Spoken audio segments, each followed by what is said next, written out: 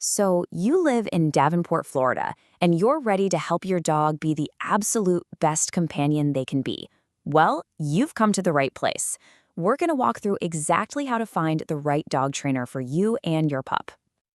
With so many trainers out there, trying to pick the right one can feel, well, a little bit much. How do you find a professional who really understands both your dog and your specific life here in Central Florida? Let's figure that out together. Okay, first things first. It really helps to think about our local environment. Owning a dog right here in Davenport has its own unique flavor. Our area kind of has a split personality, right? One minute you're on a peaceful, quiet suburban street, and the next you're navigating all the traffic and noise around US 27. A really good training plan is going to prepare your dog to be cool, calm, and collected in both of those very different settings. And of course, there are some local rules to keep in mind. Davenport falls under Polk County's ordinances, and that means there are specific guidelines for things like leashes and vaccinations. These aren't just random rules. They're really there to make sure everyone, whether they have a dog or not, can enjoy our public spaces safely. So, before you even start looking for a trainer, it's a really good idea to get a clear picture of what you're actually trying to accomplish. Training is definitely not one size fits all. Are you starting from scratch with a brand new puppy? Or maybe you need to work on a specific behavior, like your dog being nervous around new people.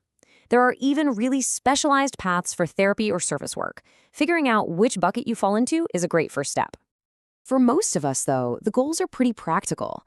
Things for our everyday life. We just want a dog who can walk nicely on a leash, who doesn't jump all over our guests, and who actually comes back when we call them.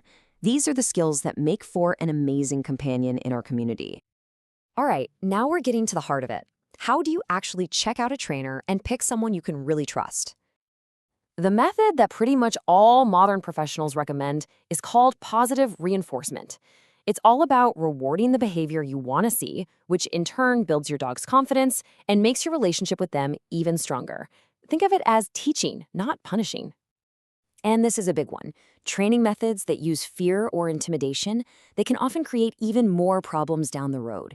Humane, reward-based training leads to results that actually stick, and a happier dog overall, which, let's be honest, your neighbors will probably appreciate too. Now, since Florida doesn't require trainers to be licensed, looking for certifications is a really smart shortcut.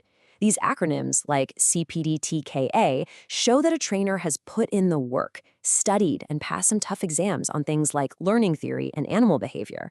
And if you see something like CBCCPA, that tells you they specialize in more serious behavior cases. So, when you reach out to a potential trainer, have these questions ready. You really want to hear them talk about positive, low-stress methods. Ask them how they'll create a plan specifically for your dog's needs and how you'll both keep track of the progress. And, of course, always get the details on costs and policies right up front. No surprises. Okay, let's talk about the practical stuff, the different ways training can happen, and what you can probably expect to invest. You've got a couple of main options here. In-home training is fantastic for tackling problems that happen right there in your house, like your dog trying to bolt out the front door. Group classes, on the other hand, are just excellent for teaching your dog to stay focused and calm when there are other dogs and people around. This table gives you a general idea of the costs in our area for 2025. As you can see, a series of group classes might be a couple $100s. A single private lesson is usually somewhere between $100 and $175. And then the more intensive options, like a board and train program, are obviously a much bigger financial commitment. All right, so you've started training. Now what? Where can you go to put all those new skills into practice, legally and safely? Here's a number you'll want to remember. 6 feet. The Polk County rule says dogs have to be on a leash that's no longer than 6 feet in all public areas. This is a big one for your neighborhood walks and park visits, and it's also why those long, retractable leashes usually aren't the best choice around here.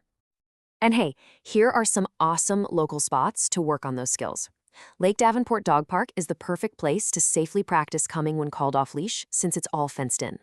If you want to work on leash around joggers and other families, Northeast Regional Park is great for that.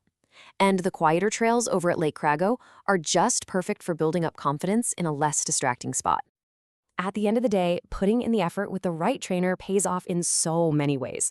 A dog that understands what's expected of them is just less stressed, more confident, and an absolute pleasure to have around, whether you're just chilling at home, walking through your neighborhood, or out exploring everything our part of Florida has to offer. Good luck with your training journey.